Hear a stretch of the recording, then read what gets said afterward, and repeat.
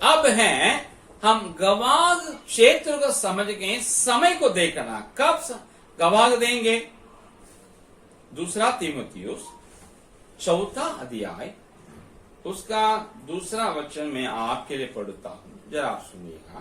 तू वचन का प्रचार कर, समय और असमय तैयार रख, सब प्रकार की सघनशीलता और शिक्षा के साथ उलाहना दे और डांट और समझा।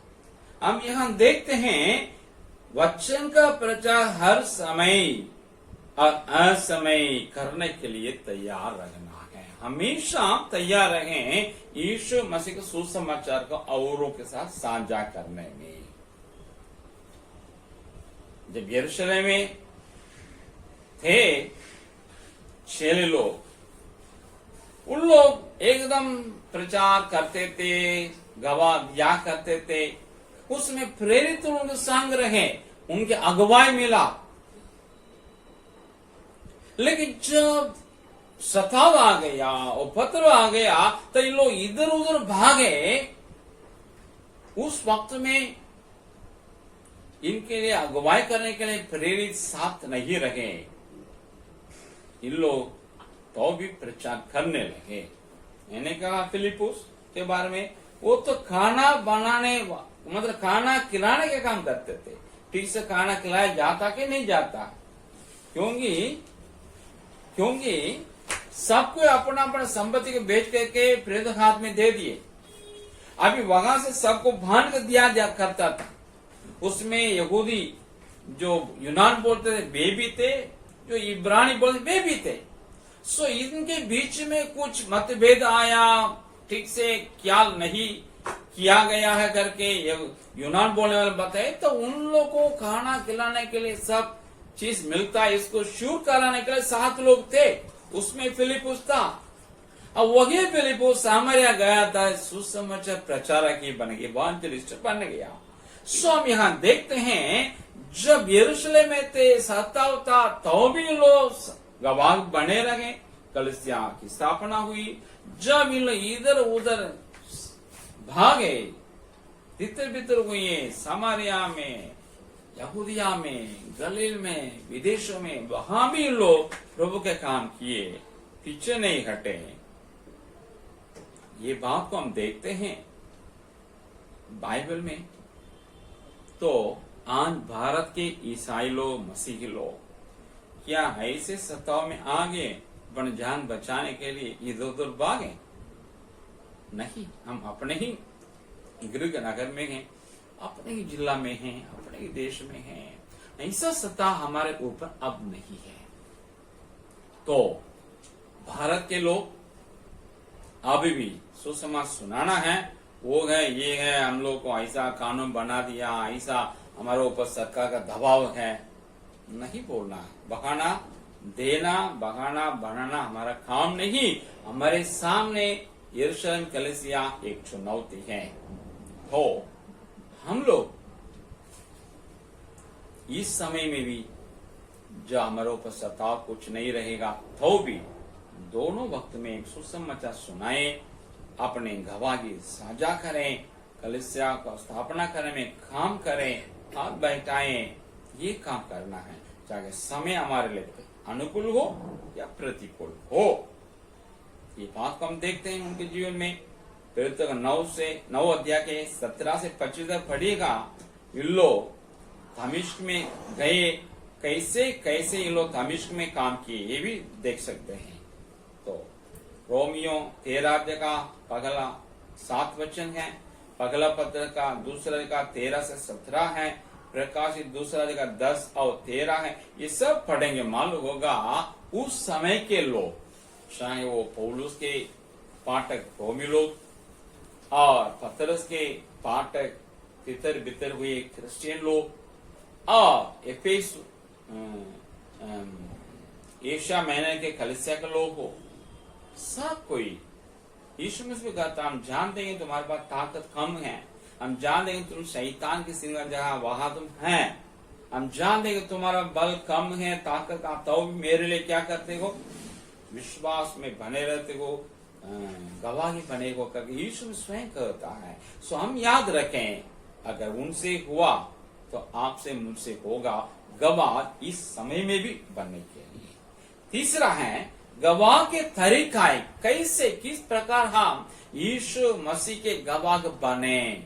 समय को समझ गए, क्षेत्र को भी पहचान लिए, लेकिन कैसे करें। 7 बातें हैं, मैं जल्दी इसको बहुत जल्दी से पूरा करता हूं। मरकुस 5 का 19, लूका 8 का 39, इन दोनों को देखते हैं। यीशु मसीह ने जिस व्यक्ति को, जिसके अंदर लेगियोन का दुष्ट आत्माएं थी, मतलब 6000 के लगभग दुष्ट आत्मा एक आदमी के अंदर था, जो कब्रों में वास करता था।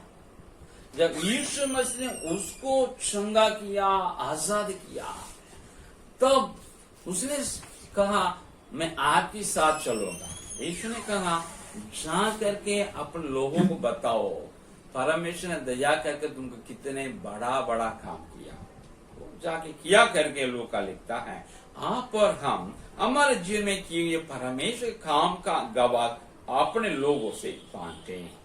यूहन्ना 4 का 28 से लेकर 30, फिर उसी अध्याय का 39 से लेकर 40, यहाँ हम देखते हैं सामरी स्त्री जो अपने जीवन में परिवर्तन को यीशु मसीह के वार्तालाप के समय में पाई है। तुरंत जाकर के अपने पानी भी नहीं भर के गड़ा छोड़ के अंदर शहर के अंदर गई है। सबसे कही मैंने जो किया एक जन ने बता दिया, आकर देख लो क्या यही मसीह नहीं है। तो वो अपने जीवन परिवर्तन की गवाही दी, पूरे शहर जीता गया है। आप और हम अपने जीवन परिवर्तन गवाह अपने शहर वालों से कहें। और यूहन्ना 5 का 15 में हम देखते हैं बेथेस्दा के कुंड में 38 वर्ष लेटा हुआ व्यक्ति जब यीशु मसीह ने चंगा किया, यीशु मसीह विरोधी यहूदियों से जाके बोल दिया मुझे यीशु ने चंगाई किया, चलने फिरने किया। तो हम अपने जिन्हें पाया हुआ गवाही, मिसाली चंगाई की गवाही बोले, विरोधियों को भी हम बोले, जो विरोध करें उनको भी हम बोले। और जक्कई को बारे में देख लोग का 19 अध्याय का 1 से लेकर 11, वो क्या किया है, जो उद्धार पाया है, जब यीशु मसीह को अपने घर में स्वीकार किया है, तुरंत अपने अर्थ को बांटा। कुछ इनसे अन्याय कर लिया, उनको 4 गुना उठाने के लिए, और जो बचा उसको गरीबों की सहायता के लिए, उन्नति के लिए। तो आप और हम उद्धार पाए हैं, तो जरूर हम अपने जीवन को सुधार करके, रिश्ता को सुधार करके, जिनसे हमारा रिश्ता ठीक नहीं था पहले, उनसे जाकर के मेल मिलाप करके रिश्ता ठीक करके, और अपने अर्थ से निम्न वर्ग को उठाने के लिए हम खर्च करके हम गवाह का जीवन बिताए। और मत्ती 5, 6, 7 तीनों अध्याय में लिखा है हम यीशु मसीह के गवाह अपने भले कामों से करें, और उसमें बताए गए बातों को अपने जीवन में उतार करके हम परमेश्वर यीशु मसीह के गवाह बन जाएं। पहला पत्र 4 अध्याय का 13, 14,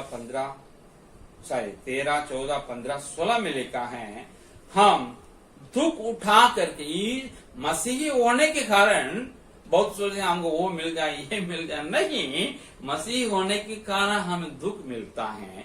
ये दुख उठा करके, गलत काम करके नहीं, अच्छे काम करने के वजह हम दुख उठा करके यीशु के गवाह बने, ताकि अविश्वासी लोग, विरोध करने वाले लोग भी गवाह को देखें, सुने, विश्वास में आ जाए। और आखिरी में उसमें लिखा है रोमियो 13 का 1 से 7, पहला पद का 2 का 13 से 17 में लिखा है आम सरकार के कानून को मान करके, जहां तक वो विश्वास के खिलाफ नहीं, उसको मान करके गवाह बन जाए। तो इन 7 प्रकार का यीशु में गवाह बन करके हम आगे बढ़े, तो इसका क्या परिणाम होगा? कुछ नहीं, पृथ्वी में कलीसियाओं की स्थापना होगी, जहाँ कलिसिया नहीं है वह स्थापना होगी, मतलब प्रभु यीशु मसीह के परमेश्वर के राज्य वहां उतर के आएगा। ये पहला परिणाम है। दूसरा, शहरों में जब हम गवाही देंगे, शहरों के रूपांतरण, जैसे सुखार शहर में सामने स्त्री के द्वारा रूपांतरण आया वैसे आ जाएगा। और जक्कई के द्वारा जैसा काम हुआ यरीहो में, उनका समाज में परिवर्तन, वैसे आपके मेरे समाज में परिवर्तन जरूर आ जाएगा। ये परमेश्वर का राज्य के अस्तित्व में आना, शहरों की रूपांतरण और सामाजिक रूपांतरण, ये तीनों आप पर हम गवाह बन करके, यीशु मसीह के गवाह बन करके जीने में, आगे बढ़ने में होने वाले परिणाम। इन 4 बातों का आपने संदर्भ लिया है। गवाह का मतलब बता दिए, किस क्षेत्र में गवाही बनना है ये बता दिए, और किस समय में रहना गवाह का जीवन भी था वो बता दिए, और कैसे करना है गवाह की जीवन ये बता दिए, परिणाम भी बता दिए। अब आप इन बातों पर गौर करें, आप वीडियो को दोबारा तिबारा आप देख करके और समझ लें। बार बार मेरे वीडियो जो YouTube में आएगा पाठ करके उसी को देख और समझें, और तो पहुंचाएं। परमेश्वर आपको आपके सामाजिक रूपांतरण, शहर के रूपांतरण और परमेश्वर राज आपके शहर में आने के लिए आपको इस्तेमाल करें, तो आशीष करें।